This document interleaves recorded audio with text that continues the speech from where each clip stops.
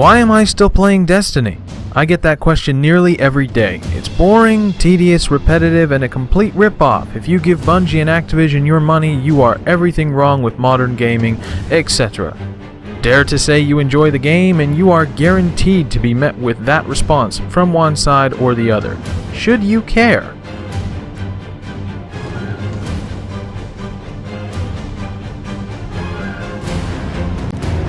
Destiny is nothing if not ambitious, trying to bridge the gap between RPGs, MMOs, shared cooperative worlds, and FPSs may seem an impossible task, but to a certain extent, Bungie pull it off with flying colors.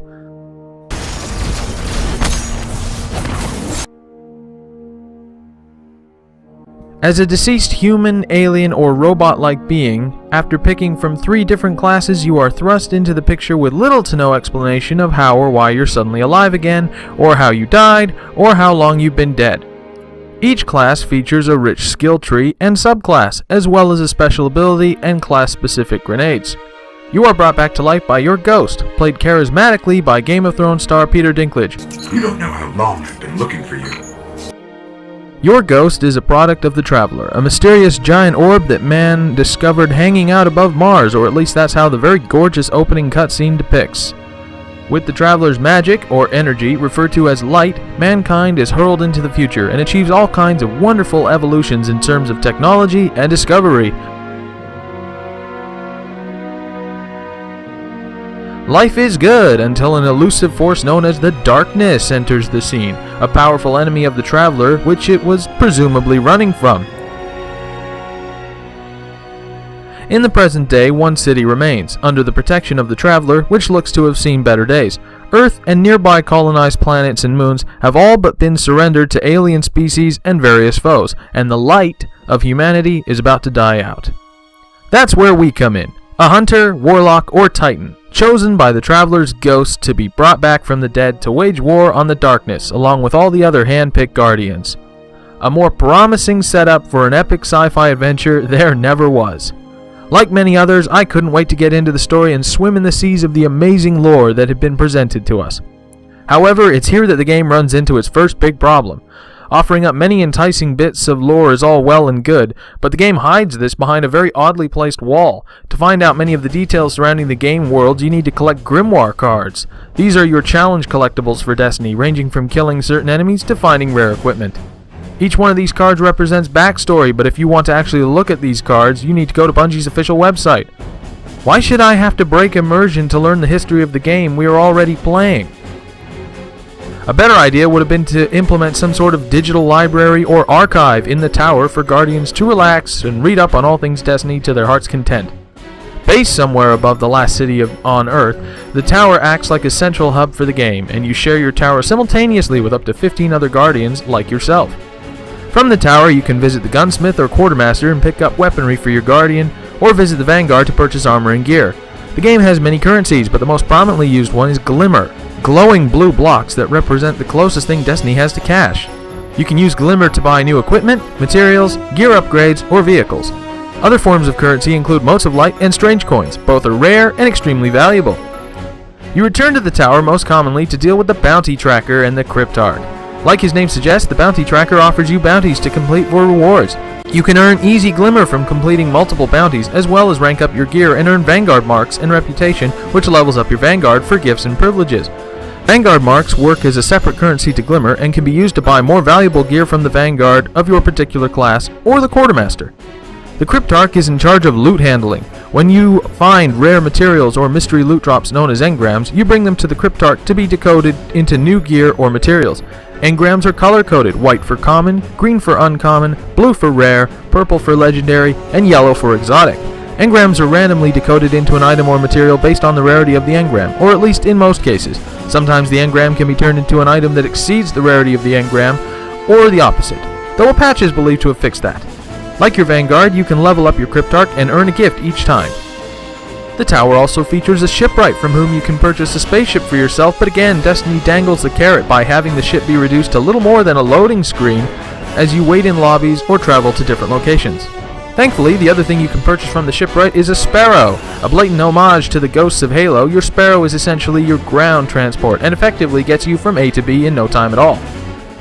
Outside of the tower, you have a few possible destinations: Mars, the Moon, Venus, the Reef, or Earth. You will need to travel to these locations to complete story missions, bounties, or go on special patrols to earn reputation for your vanguard. From here, single-player experiences tend to wither away. Patrols can be a grind, and bounties often come around again and you'll end up doing them multiple times. Story missions are reduced to repetitive borefest that involve starting at the same spot every time, following the exact same path, and often end with you defending your ghost from waves of enemies while it decodes, hacks, or breaches some kind of computer or terminal. The repetitiveness is apparent during these missions, and the story mode suffers as a result. Poorly paced and poorly scripted, the campaign often dangles information of you, again, like a carrot, before pulling it out of your reach. Characters often say they could tell us something, but won't, or even that they don't have time to explain why they don't have time to explain. I could tell you of the great battle centuries ago. I could tell you of the power of the darkness. I don't even have time to explain why I don't have time to explain. Hard to follow and disappointing in almost every way, the story of the campaign falls flat on its face through lack of direction or discernible purpose.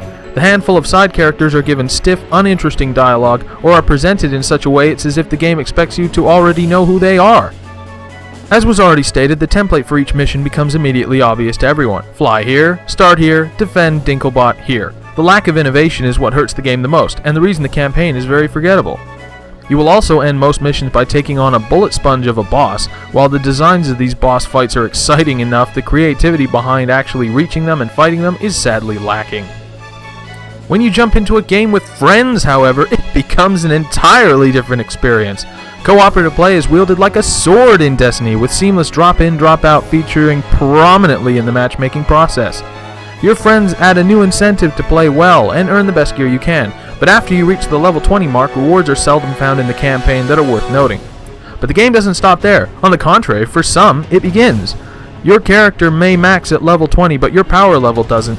You will be able to purchase and scavenge rare light-infused armor, which will give you a light level. Legendary and exotic gear offers the highest light counts, with upgrades making it possible to reach light level 29. One of the many ways to earn new rewards and find new materials is playing strikes.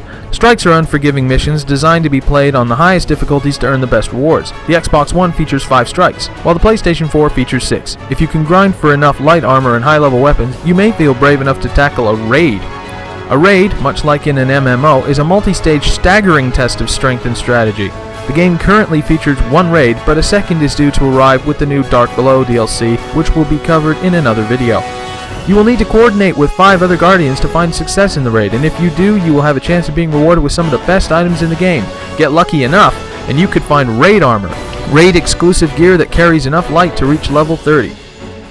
Not everything stays the same day after day, however. Once a week, the lineup of Destiny's events changes. These events include a reset of the raid so that it can be played again for more rewards, a high-level strike, which can be played with high difficulty, and a nightfall, the same strike but with many modifiers in place to make it that much more challenging. To have your fire team die in a nightfall is to be sent back to orbit without any prizes.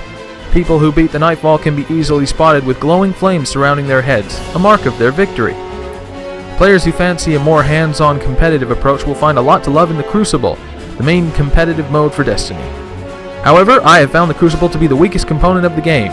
The maps are far too few, though most are designed well, and the game suffers from unbalanced play in the form of one-shot weapons such as shotguns and fusion rifles, and special powers that tip the scales at inopportune times. Some powers even go as far as to virtually make it impossible for the other team to proceed without dying. This reviewer has endured many a hard time in the Crucible, and I prefer to avoid it altogether. Bungie have put their usual spin on things with their ritualistic, reverent, and religious names and phrases, or the 3 R's as I've grown to call it.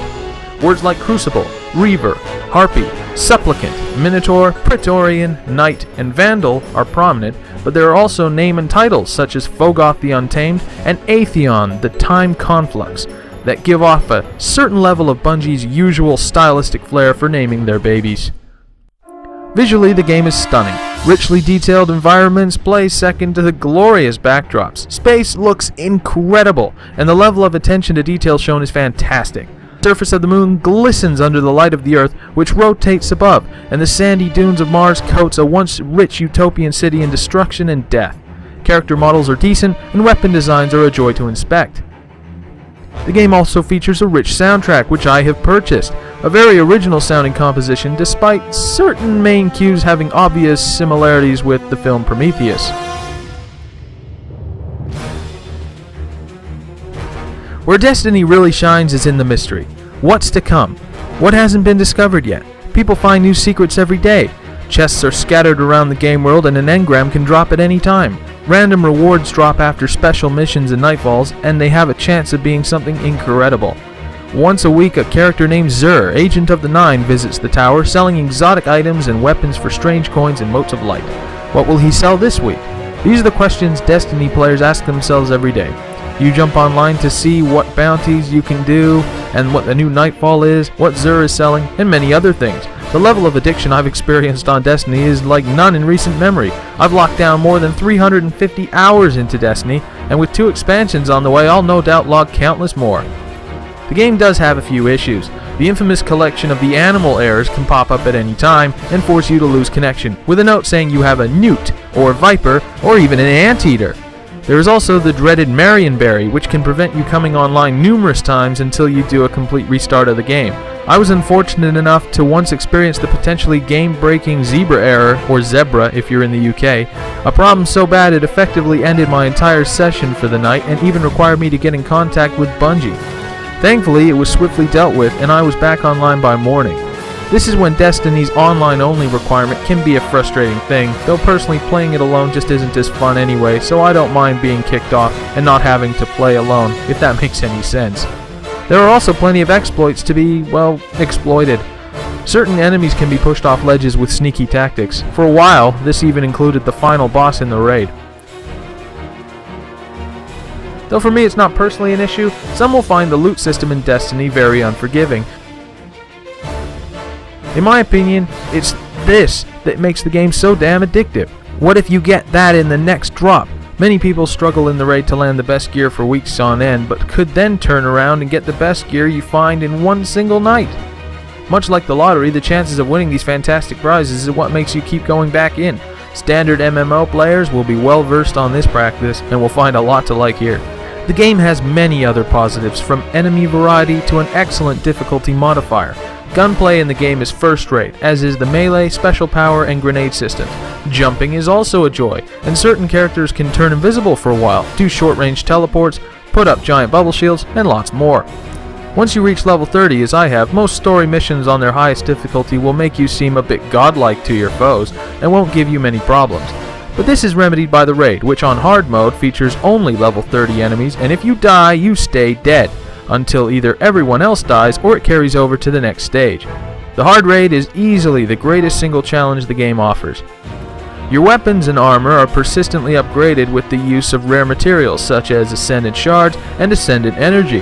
These can be gifted from characters and chests or found by breaking down unwanted gear and playing special events that occur with reasonable frequency anywhere in the various game locations. Public events are a joy to be a part of and can be very frenetic as you and your fire team join the various other players inhabiting your current world to take on a small challenge such as defending an important objective, assassination, or versatile ground defense and wave-based combat. These events offer up an occasional reward on the spot, but always send your postmaster in the tower a small prize for your efforts in one daily public event if you achieve a status in the event of gold. Your postmaster is also excellent at bringing you engrams you may have missed on the battlefield or loot drops you didn't have room for at the time. There are many unconfirmed forces at work in the game as well, which adds to the mystery. Do emblems you buy with motes of light have secret abilities? It was denied by Bungie, but many remain adamant that certain emblems have brought them more engrams, better loot drops, and more glimmer from certain species of enemy. Do exotic rocket launchers have hidden traits that make them so badass? There is also widespread speculation that many secrets in the raid, the Vault of Glass, have yet to be discovered, with Bungie confirming recently that people are still discovering new things in the game and have yet to discover others.